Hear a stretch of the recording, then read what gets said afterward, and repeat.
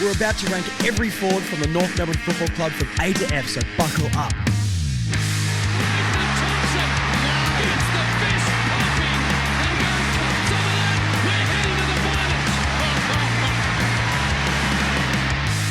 What's going on, guys? Welcome back to Further North. I'll just apologise for the lighting really quickly. I got to run to work in a second. I don't have time to set up my usual setup. So hats on, my hair looks rubbish. I've got to run to work in a sec, but I'm just going to finish this episode.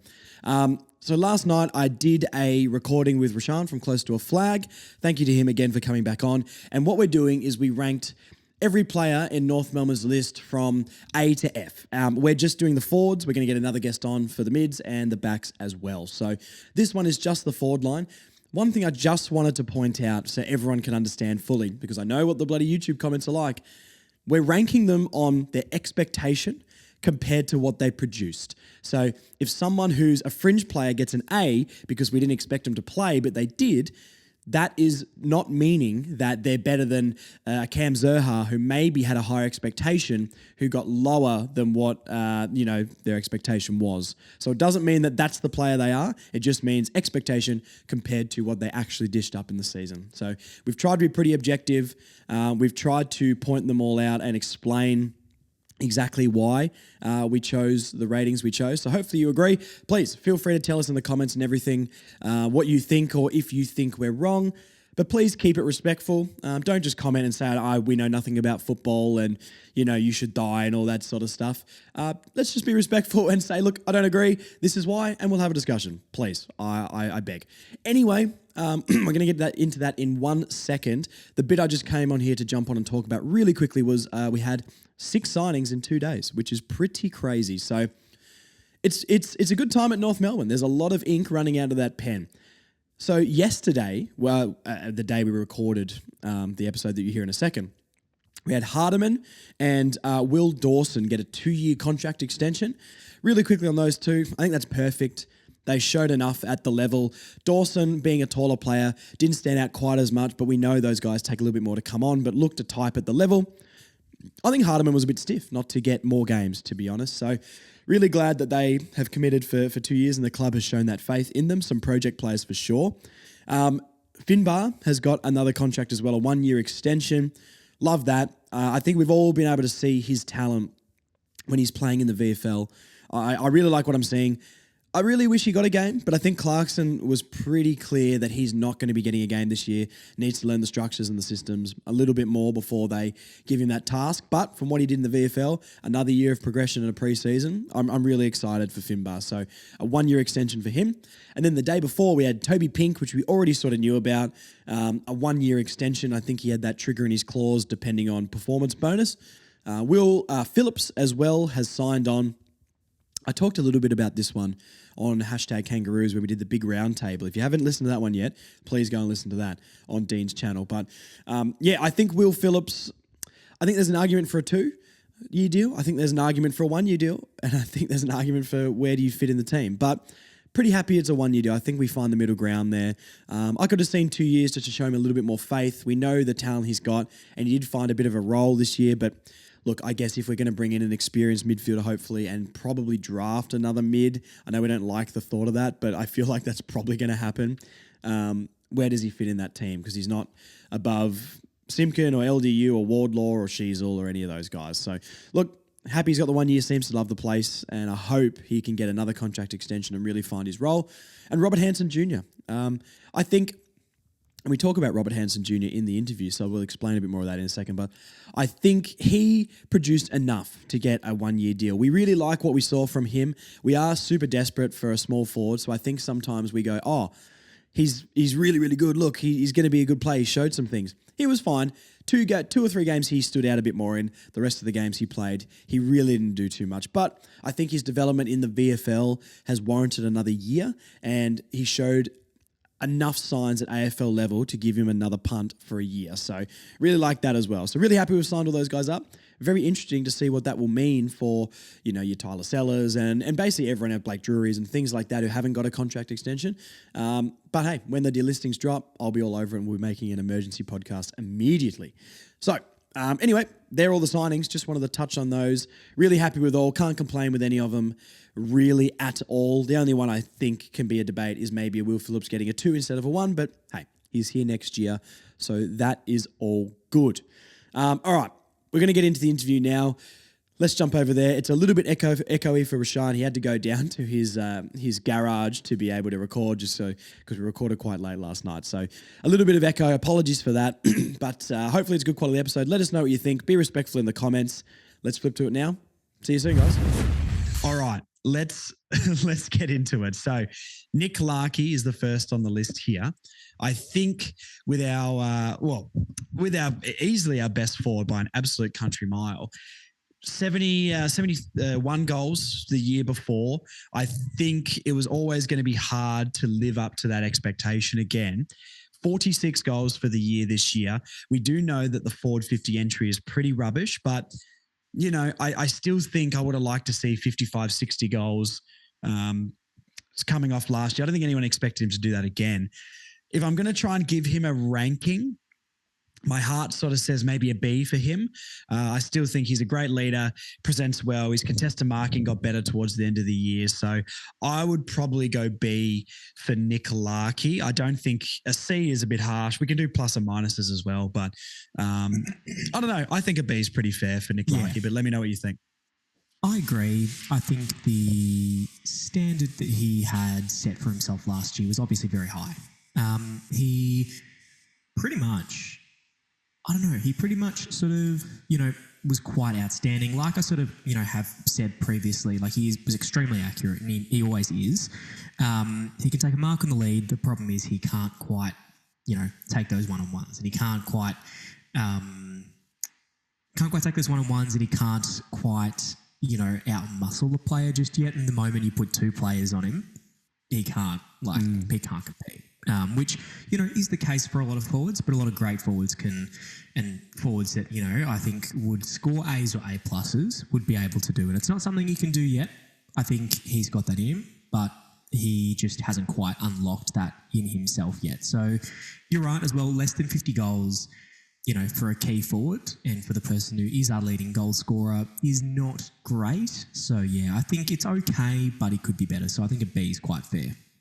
Okay, cool. Cam Zurhaar.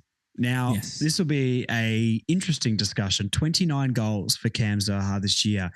I think he had a pretty down year. There's not too many games I can really recall Zurhaar moments in, bar the Melbourne Demons game, where he nearly was single-handedly brought us back to win that game. He's had good patches in games and things like that, but 29 goals for playing all but one game. It's not a fantastic return for a guy who's preseason we were told he's going to be in career best form. So what do you sort of think about Cam Zurhaar? Because I think as much as I don't want to rate or rank him down too harshly, I think we wanted a lot more from him. Yeah, and I think especially given we signed him on a 5-year contract, oddly enough, after he got that contract, that was kind of when he went the most missing. And I think that's probably the most concerning. I mean, he had that game against, obviously, like you said, the D's, where he got 4 goals. Collingwood, he got 3 and I think 19 disposals. Honestly, I think his best could be in the midfield. And I'm sort of, maybe I'm a little bit upset that he didn't, spend more time there. So I think, D plus to C minus. I think maybe D plus because I think a D should be reserved for players that kind of, underperformed significantly enough to the point where I'm just like, I have seen better from you, and I have seen better from Cam Zurhaar consistently as well. And the fact that he's not quite living up to that expectation is incredibly disappointing. So I think his best footy is, game winning and kicking bags, very substantial bags as well. We've seen it, the King of Marvel game. Yeah. It's just a matter of we need to see that every time. Yeah, no, I agree with that. Okay, we'll go D plus. I think, I would have loved to see some more midfield ball, to be honest, but that's not really a him decision, I guess. But it might also be up to him to get his fitness to the level that Clarko can trust him to do that. So, yeah, look, very interesting from Zurhaar. Glad he got the big 5-year deal because we know what he can do. But Yeah, I think a pretty down year. And we want to sort of be as realistic as possible with these. Like, we love these guys, and it's obviously nothing personal ever, but we're just trying to rank them on how we think their year on the field was. So, look, probably a D plus, because I think, and Cam would probably agree, he should have produced more, especially only 29 goals from 22 games. Yeah, not quite to the level. Okay. Paul Curtis is next. Cracked the 30 goal mark, so 30 goals this year. I think it's a pretty good year from Paul Curtis. I think, last season he was a little bit down from his rookie year where he showed so much, but he's come back. He's benching more than ever, but he's also having to bench press the entire team forward sometimes. Look, he can go missing. He had some games that he was pretty anonymous in, but the games he's on, he's really, really dangerous. And he's probably our number one match winner on his day, bar and Luke Davies-Uniacke or something. Like, Shees was going to turn up consistently, but when we're talking about a barometer, like a proper barometer, it's probably a Curtis or maybe a Wardlaw or someone like that. So, look, 30 goals, really established himself as our second option in that forward line. I think for me, I'd probably go, I think his expectation was obviously lower than Larky's, and I think he exceeded his more than Larky exceeded his was lower. So I'm going to go a B plus for Curtis. If he got to maybe the 40 goal mark and became one of the up and coming young forwards in the game, I'd probably be giving him an A. But I think from our own expectation and exceeding what he did last year, I'm thinking B plus. But what are you thinking?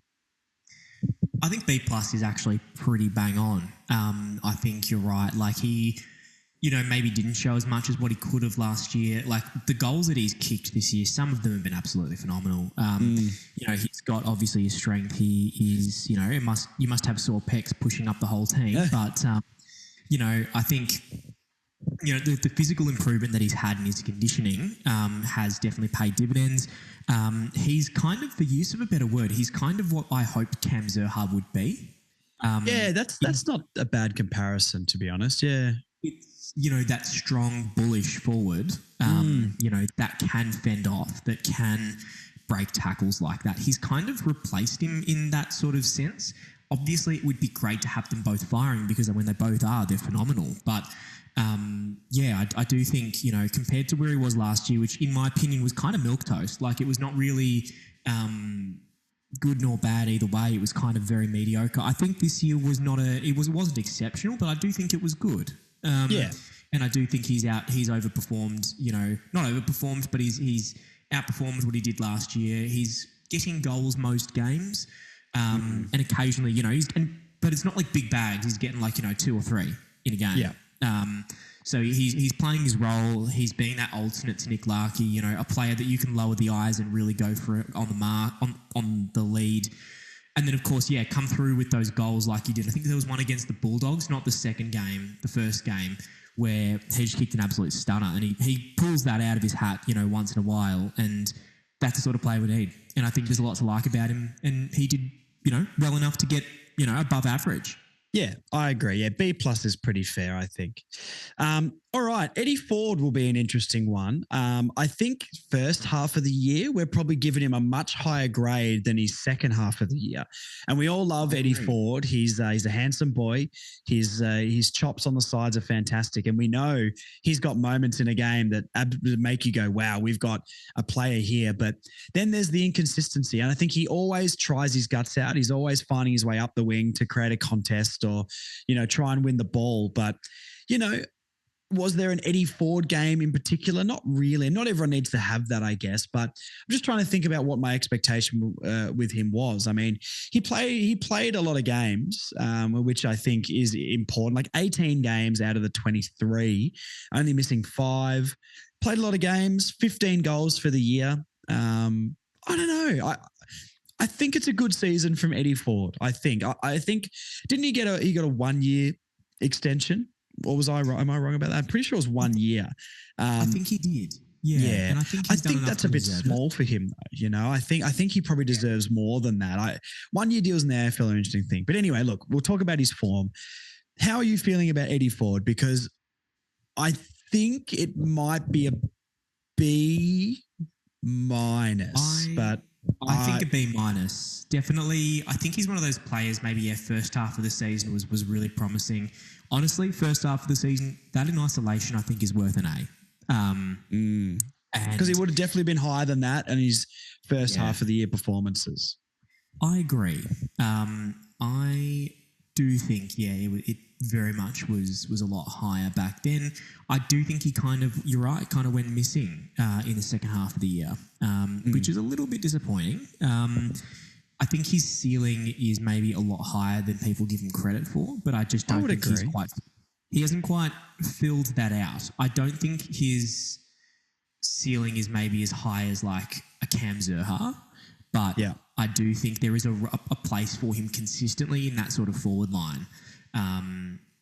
Again, not quite as physical of a player, but I do think he could do that. He just hasn't quite maybe lived up to that expectation. But that's not to say that like he's a player that deserves to be in the twos, if that makes sense. Yeah, no, that's fair. I'm just trying to think. Like, I'm trying to make sure what was Eddie Ford's expectation coming in. I think, from the year before where he was a bit in and out of the side to playing 18 games now, he sort of cemented himself in the side more weeks than not. So I think that alone gets him a B minus. I think C is too low for Eddie Ford, but okay, B minus it is. We'll go B minus. Now this one is a very interesting one, which I want to know what you think because I love the guy. Now Bryn Teakle, the big Teaks. Now, obviously a mid-season pickup. You never know what to expect. In our mid-season pickup history is not very good. But I'm telling you, mate, from a player that had no preseason covering a position we had no one to fill, I love what Bryn Teakle brought. I think people are so they're so flat on him, or they're not giving him the credit he deserves. This guy was playing waffle football until the bye. Like, we need to give this guy some respect. His expectation coming into the team was barely any. I'm not going to lie to you right now, mate. I think he's getting an A because and just remember everybody when we're doing this, I'm not saying he's an A grade player on our list. I think this is where people can get confused with what we're doing. He's not an A grade player, but he is, from his expectation, no preseason, mid-season draft pick when they've all been awful, coming in, not being out of the AFL for 6 months. He did everything we thought he could do and more. I mean, he kicked nearly a goal a game. I'm pretty sure. Let me have a look here quickly. So 9 goals from 11 games. He played nearly as many games as Dersma did. So, look, I want to give Teakle an A just for what we expected compared to what he delivered. But look, I know I'm a bit of a super fan of Bryn Teakle. You let me know if I'm getting run away with that or not. I would say maybe not an A, but an A minus. I think he doesn't deserve to be any lower than that. I think you are right. I do think he is the best mid-season draft pick we've made. Obviously, when Robbie Hansen is okay, when Jacob Edwards exists, I think everything is going to be a significant upgrade.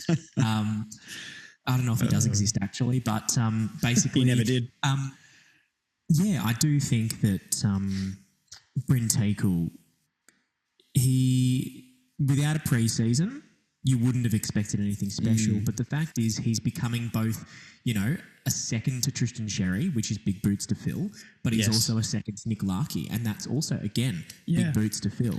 What more could he have done this season to get you know what I mean? Like what more could you have thought he could do coming in the mid-season? And he was taking pack marks straight away, which no one else was doing.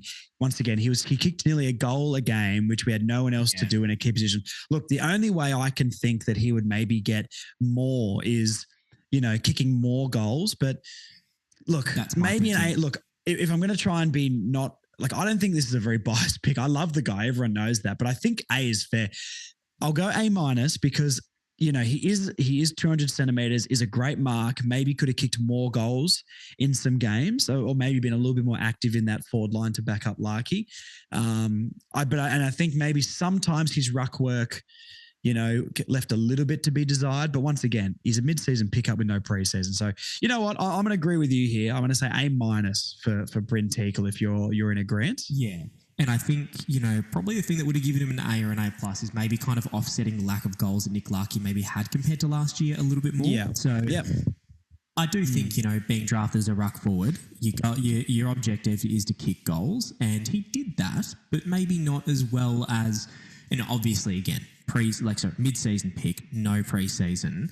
The expectation's quite low. I think maybe if he averaged at least 1 goal a game, and 9 goals across 11 games, I think is what you said.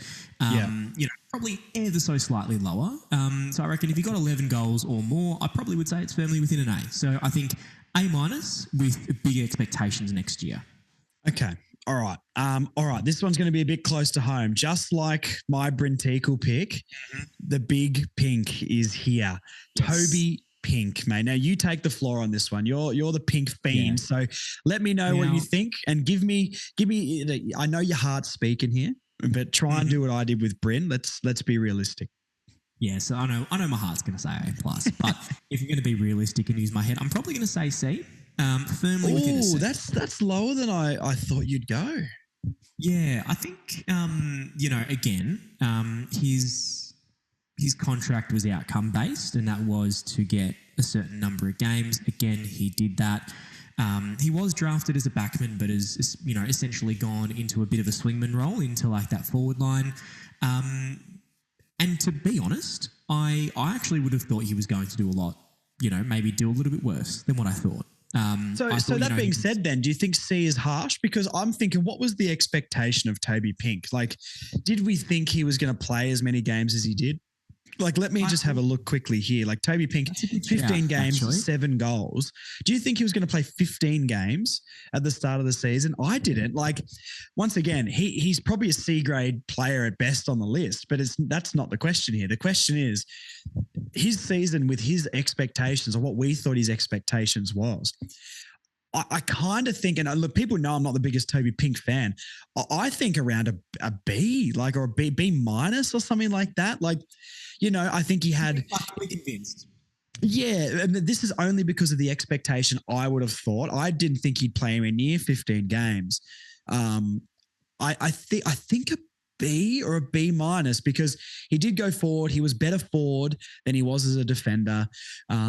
Look. He can't kick for goal, and he gets absolutely lost in games sometimes. And I'm not sure why he's there sometimes. But with his own expectation, I think B minus. I think B minus is fair with the logic of, did we expect Toby Pink to play 15 games and basically, and right, if we agree with it or not, basically cement his place most weeks in the team? So I would say so. Yeah, like he would score. He'd score goals. He would score the most.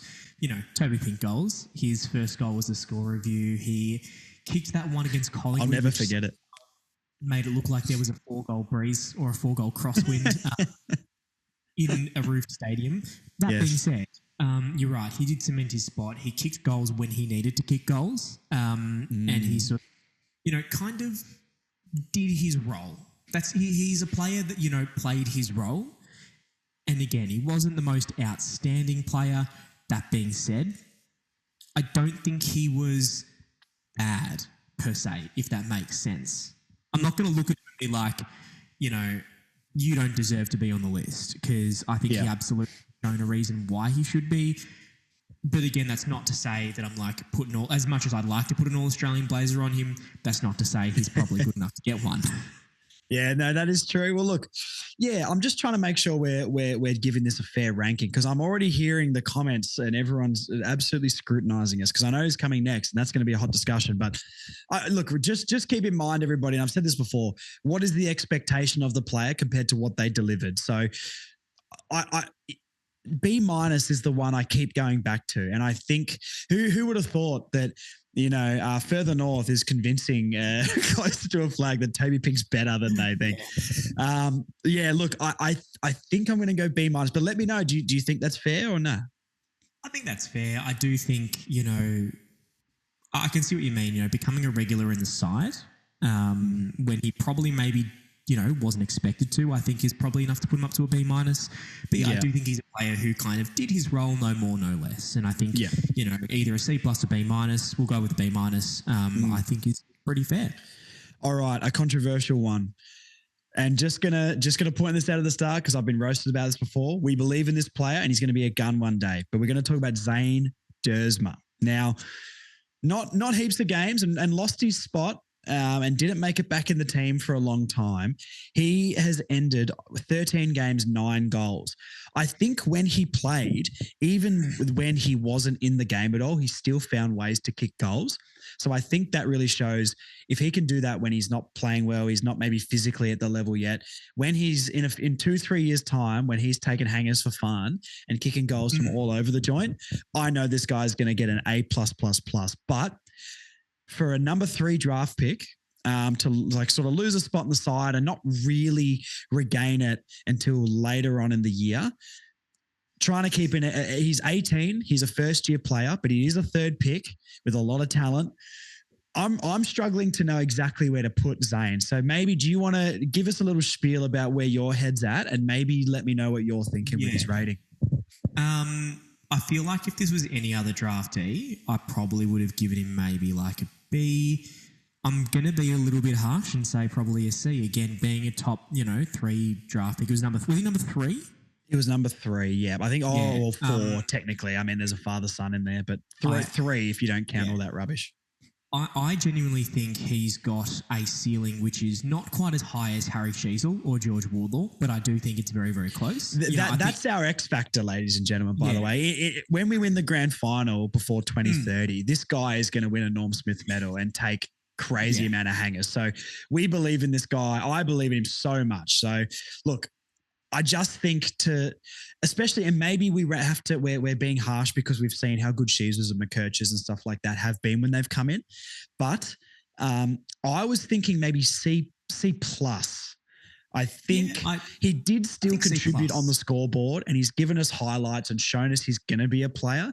But I think, he got so lost in some games. I guess his forward pressure wasn't quite there, and that's something he will learn.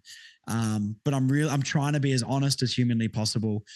Look, I know I'm going to have his number on my back one day, but I think a C+ is pretty fair for Dersma. Yeah. Not even in conversation for a Rising Star nomination. You only need one game. He didn't have a game this year where we were like, wow. He started well against the Giants and kicked a couple of goals. And once again, he had a couple of games where he kicked a few and you're like, okay, but then he just struggled to maintain himself in the game. So my gut says C+. What do you think? I think that's fair. Yeah, I think a C+ is fair because, I think definitely it wasn't an outstanding year, but he had outstanding moments, which I think was enough to put him up to a C+.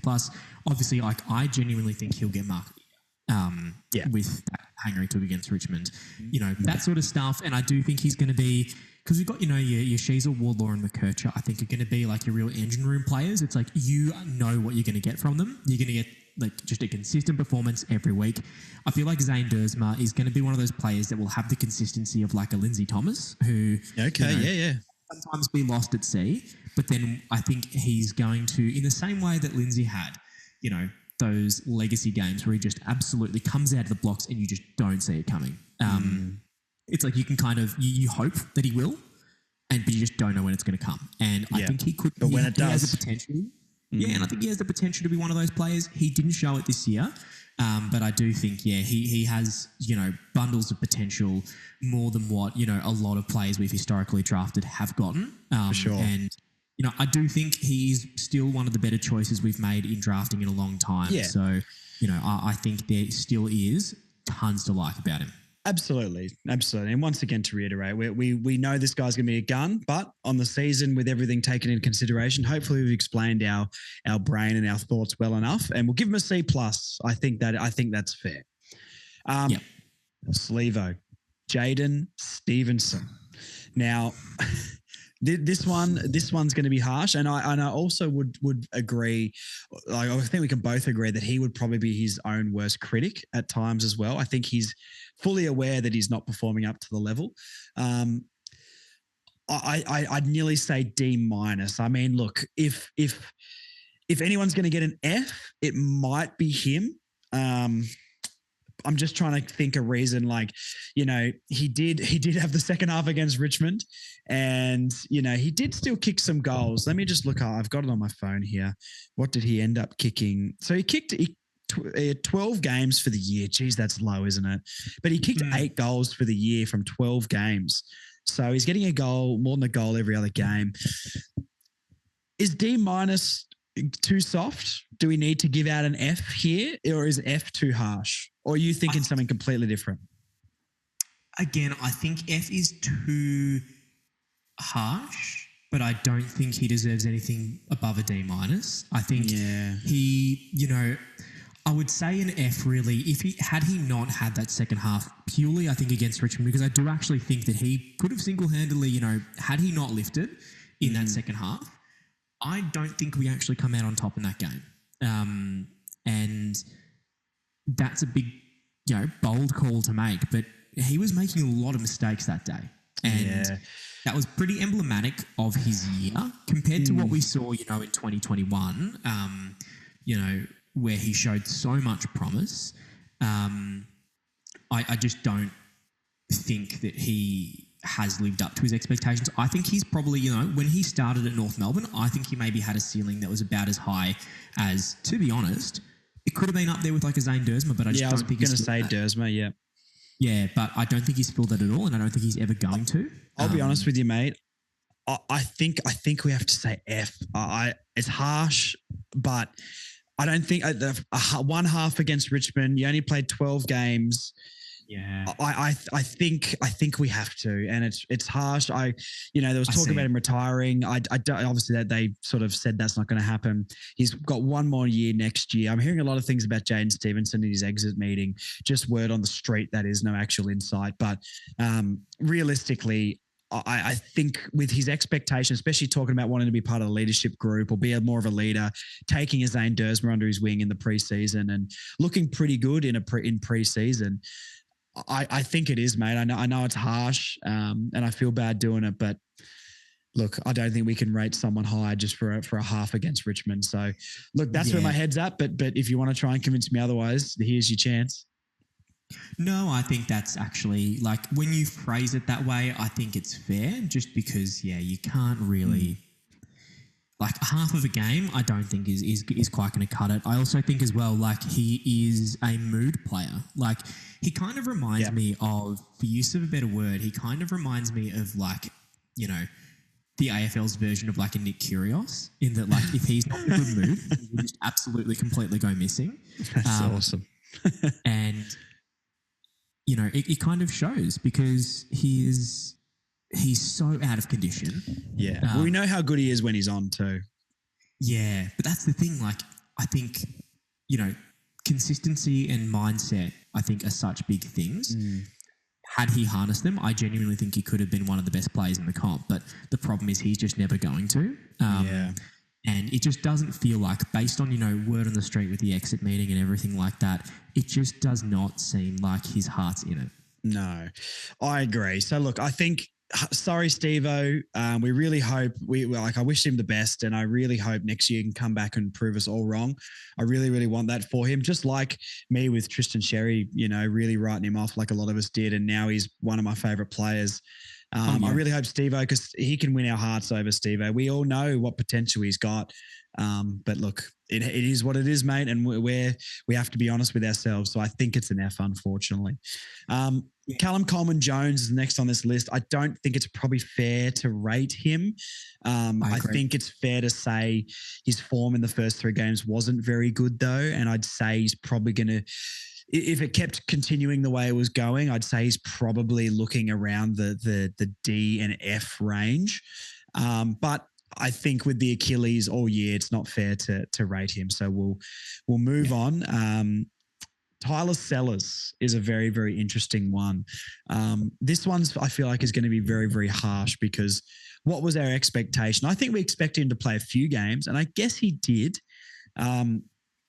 I think he was unfairly hyped because we genuinely had no other key forward options. If you want a ranking from me, I'd probably say D. Didn't even get a touch. I think he got 1 touch in 2 games or something like that, or a touch a game or something like that. Didn't even look like kicking a goal. Look, I hope we stick with him. He's young.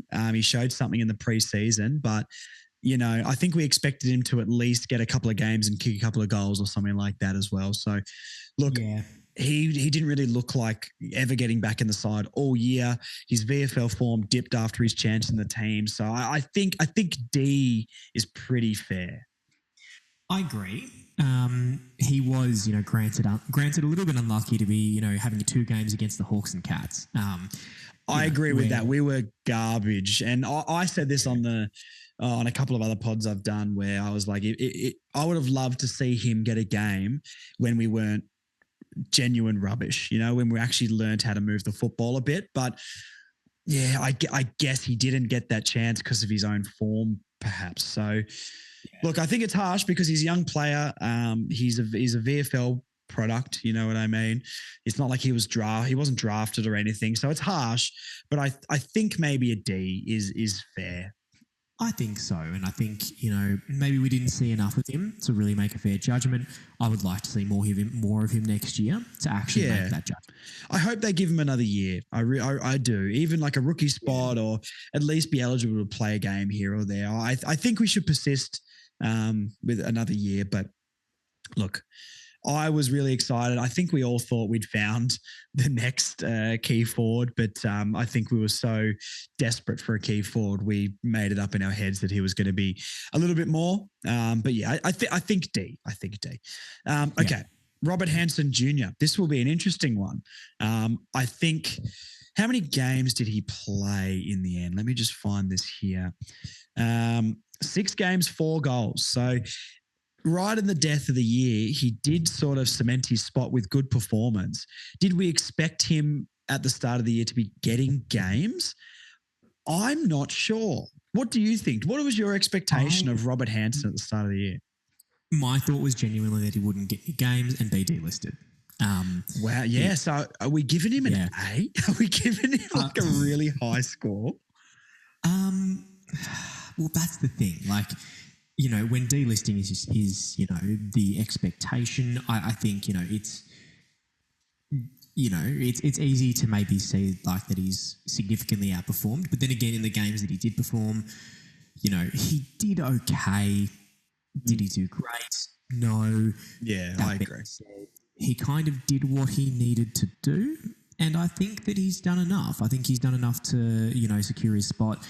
I think he definitely deserves a pass of sorts. Because I think, his goal personally would have become, a regular in the side and actually play some games. And I think that would be the pass mark. And I think he's achieved it. I think maybe a C- because. Oh, that's harsh, mate. We're so opposite here. I was thinking. I would have thought you would have given worse, but. Because think about this though. Remember, if his expectation was to be delisted, if our expectation was thinking he's not going to be here, he's earned himself a contract. Remember, it's not the quality of player; it's what his expectation was compared to what he delivered. So sucked into that. I'm honestly thinking a B. I think look. He played 5 games. I think that a lot of those games he was very, very quiet. I think he probably played 2 games where I was like, okay, there's something about him here. Maybe even I think B is fair because I don't think any of us thought he would play at all. And he did. He held his spot. He did try very, very hard. He can't bring a player to the ground to save his life. Sorry, 6 games. 6 games, 4 goals. Yeah, but he played 6 games. Only I think he scored 2 goals in 2 games, and that's where all his goals came from. So, look, I think a B or a B. It's got to be a B because he wasn't. I didn't think he was going to be on the list anymore. We all had written him off. I don't think he's a B quality player, but you know what I'm saying, right? Where if his expectation is he's not going to be here after this season and he's earned himself a contract and we all are sort of, everyone in the fan base is sort of like, okay, he showed a little bit. So do you think B or do you think I'm a little bit over what it should be? No, I think a B is fair. I think, maybe a B-. I'm a little bit more conservative on him. I do think it's just, like he did a little bit. I don't think he's, I think you're right. He's gotten himself another contract. I don't think that he's going to do anything sort of, particularly special with his career unless he really kind of pulls through. He could. He has a potential to, but I think maybe less likely than, some of those more established players in our side. So, look, I think he's done what he needs to do. All right. Okay. So B, are we going B? I kind of want to put him as a B. I think B- is a bit harsh But then the other thing I'm thinking of is like he had an opportunity all season to be our small forward because we had none and he didn't quite make it. But he performed in the VFL enough and earned his spot by the end of the year. B or B minus? What are you saying? I'm going to go B minus. Okay. I think I want to go B, but I'll go with your judgment on this one. All right. So next on the list is Geordie Payne. Probably not going to rate him. Didn't play any games. VFL level showed a little bit, but I still probably don't think it's fair to rate him this season because he didn't play. Or like, there's other players that didn't play, but I guess his expectation coming into the mid-season, I don't think it's fair to really rate him. And the only reason I say that is because the next player is Cooper Harvey. Also didn't play any games, but as a proper like first team listed player for the whole season, I think it's fair enough. I think this is it another F? Is it another F? Are we thinking D? I think so. Yeah, not even a sniff of a game. And I know he had some injuries, but playing last year, we do have a logjam of players. But even in the VFL, he didn't really do too much from what I've seen. I guess, look, is a D is like a D or a D minus a little bit generous? Do you think? Tell me where your head's at. No, I absolutely think it's too generous. I think, and granted, I think a lot of people have Boomer Harvey bias, right? They absolutely basically, his dad is one of the greatest players for this club of all time. But I really think that if you're a first team player, you have been drafted with father's son, there is a degree of expectation that I think, that a lot of other players wouldn't have. I also think that, from what he showed when he was at Northern Knights and what he showed, in the VFL and then, a bit here and there in the AFL too, I think there was a lot more. I think, he would have wanted to be a regular side, player in the side. And the fact he hasn't done that really at all. Did he play this year? He didn't, did he? No, I didn't get a game. Yeah, if the goal is to become an established player and you go backwards and don't play a game, I don't think that he deserves anything higher than an F, to be honest. And I hate that I have to say that. Yeah, because it doesn't feel right, does it? Harvey's number? I got number 29 on my back, man. Like, yeah, absolutely. I grew up watching him and I'm like, this man can do absolutely everything. Like, he's so quick, he's so good. So obviously the Harvey name is a name that I respect greatly. I hope Cooper pulls through and I hope they give him another contract. Obviously, I hope they do. But if they don't, I wouldn't be surprised. I do agree. The other thing I'm trying to think of, though, is like, there's a logjam at that position in the forward line, but, maybe with a Dersma going out and Eddie Ford played most games, but got dropped a couple of times, or, Jaden Stevenson being in and out, there was room for another forward to be trialed there. And he never really put his hand up at VFL level.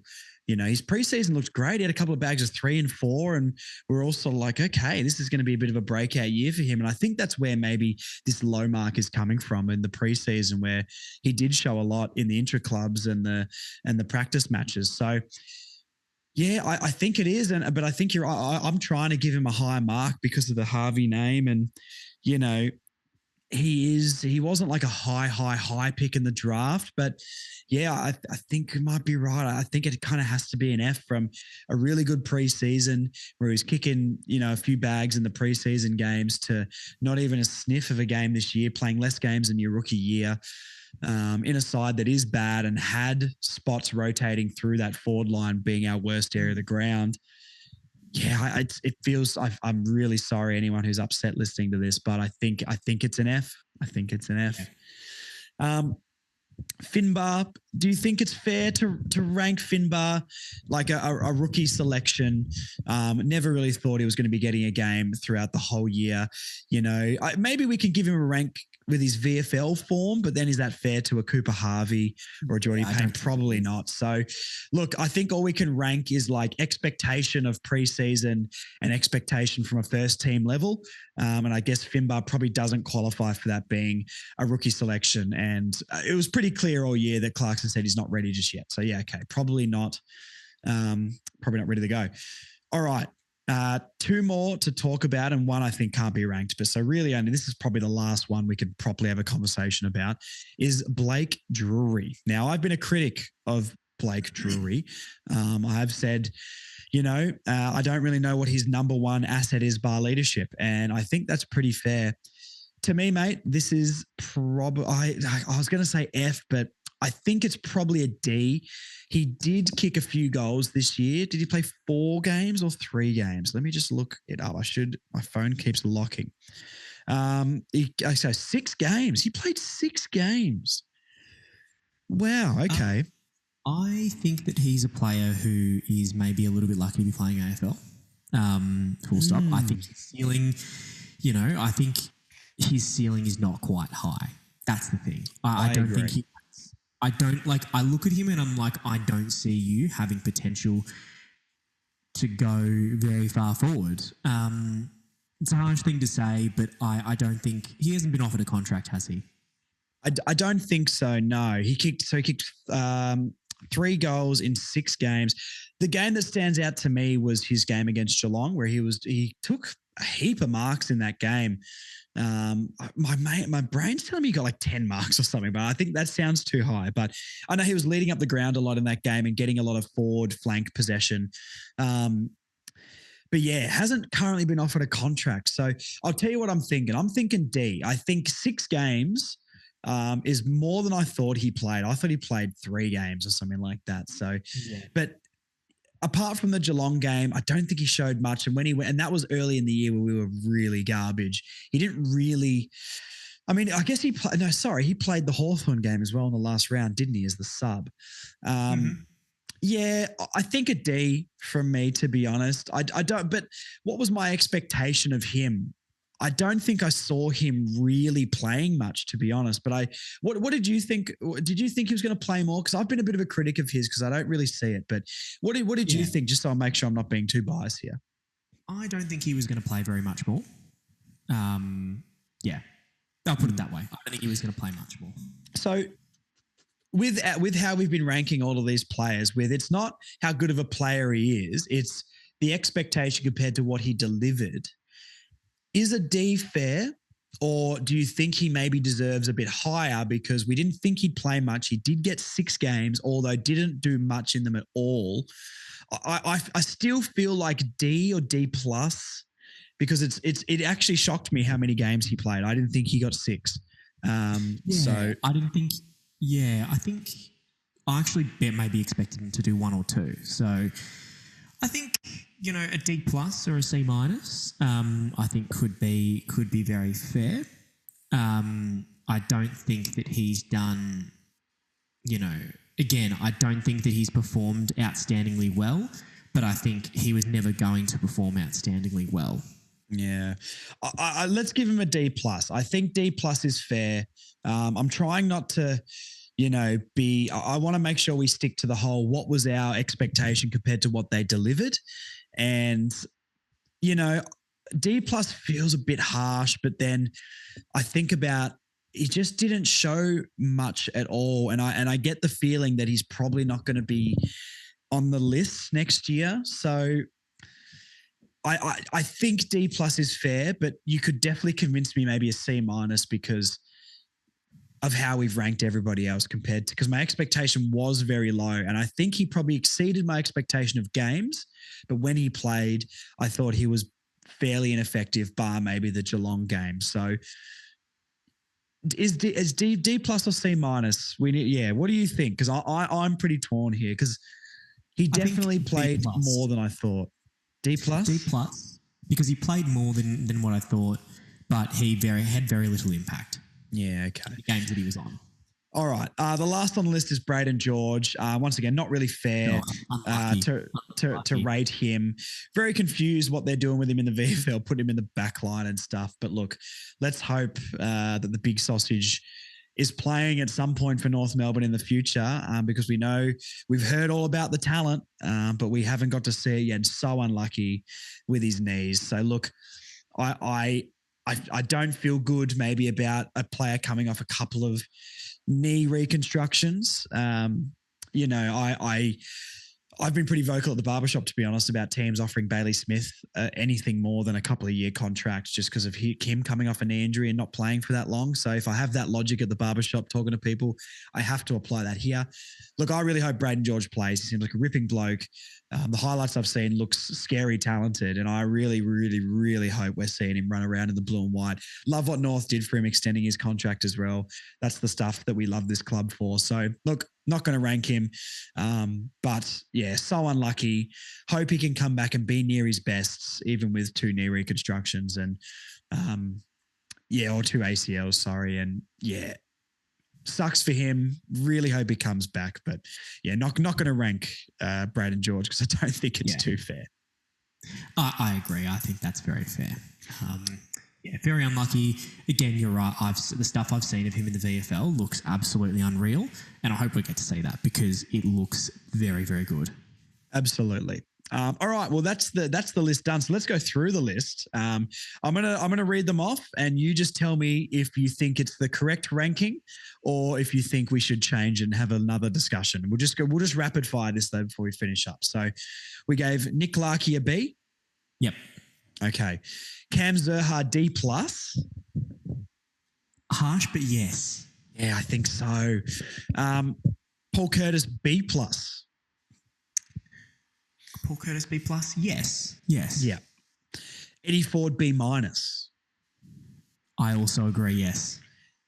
We're really good at this. Bryn Teakle A-. 100%. 100%. Yeah. Toby Pink A++++. No, I'm joking. B-. Yes. Begrudgingly, yes. Yeah. This one feels so bad. Zane Dersma C+.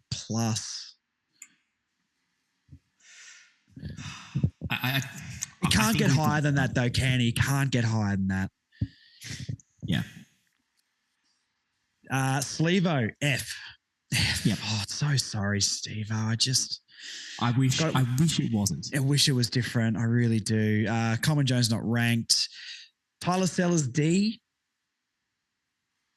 Yeah. Yeah. Yeah, it feels harsh though, but yeah. Robert Hanson Jr. B-. I think yes. Yeah. Yeah, I think we justified that one pretty well where, you know, he had a couple of games, he 2 or 3 games he looked really good, but, you know, largely didn't impact heaps. But then there's the expectation of probably being delisted and getting a contract. So I think we found the balance. I think B- is correct. Jordy Payne not ranked. Cooper Harvey F. Once again feels wrong, but I think it has to be that way, unfortunately. Finbar no ranking and Blake Drury D+, which we just talked about. So I guess we agree on that one. Yep. I think we've got it all pretty decent. All right. Well, I'm excited to read the comments on YouTube, seeing everyone rank the hell out of these and tell us how wrong we are. Tell us we don't know anything about football. I'm just going to put this disclaimer out one more time because I know what your YouTube comments are like. This is their expectation compared to what they delivered, not their ability. Because if we're going off ability, Bryn Teakle is our best forward, you know, which I would love that, and I think he is. I don't really. But, you know, this is their expectation compared to reality. So I can't stress that enough. So before you roast us, please understand that. Happy to have conversations in the comments. Please let us know what you think, where we went wrong, but justify it and be respectful to us because, you know, I do a lot of editing for this and I get sad when people are mean to me. So anyway, hey, that's life. That's the internet. And here we are. So I think that's about it, mate. Thank you for joining me. We're going to do the midfield, you know, next time. We're going to try and get another guest on for that. And then the defenders will be the podcast after that and get a different guest again. So hopefully we've done this justice. Rashaan, thank you for joining us. Anything to plug, mate? Any close to a flag things coming? Any big events, street parades, raves, anything like that? Oh, yeah, we'll be doing a boiler room set and everything. I think Evan One's got a good lineup there. No, in all seriousness, yeah, look, for those who did come along to Bay 29 this year, thank you very much. Like, we've had some amazing, phenomenal moments. You know, I think this is the first time the Bay's seen 2 wins, which is very good. But yeah, we're gonna hopefully go around again next year. I believe it's looking pretty good. We want to do some stuff for AFLW as well. So a few of us will be there for the North Melbourne Geelong game on the weekend on Sunday at Arden Street Oval. So please get out to it. The girls, they started off with an absolute ripper of a game. So really hope you can come out to that. But yeah, hopefully some big things coming. I've got a little thing to let you know here, just something I've just thought up. I think, would a Toby Pink rave, where it's just a pink rave, be a good idea? Maybe that's an end of, or like a preseason thing we can do. When Toby Pink gets his big 5-year deal, we all go to the boiler room and we have to have pink fluorescent paint all over our bodies, and we have a pink party. Oh, I think that's that's all you're doing. Well, that's true. I mean, look, we can go down different rabbit holes of what that could be, but I don't think that's appropriate for the podcast. So, look, we'll deck ourselves out in pink glow paint, get the neon lights out, mate. And Curtis Taylor probably knows a couple of DJs or something. I think he could set someone up to play. He probably knows Fred again. I'm sure he does. Absolutely. I'm sure he does. All right. That's it. Hope you enjoyed the episode, everybody. Look, be respectful in the comments, please, and let us know where we went wrong. Let us know what we got right. And yeah, I'm excited to see what you guys think of this episode. So look, we're gonna chug a few of these out for the next month until trades and free agency really kick off. Of course, we're going to be bringing you rumors and all that sort of stuff, and some hypotheticals and some fun podcasts. So thank you for sticking it out through the year. We do appreciate it. Still going to be around every single week until probably December, until I need a break and I don't want to talk to anyone anymore for 2 months. I'm going to lock myself in a pink fluorescent room, and think about better times. So anyway. Yeah, Rashad, thank you for joining once again, and I'm sure we'll have you back on very soon. Thanks, man.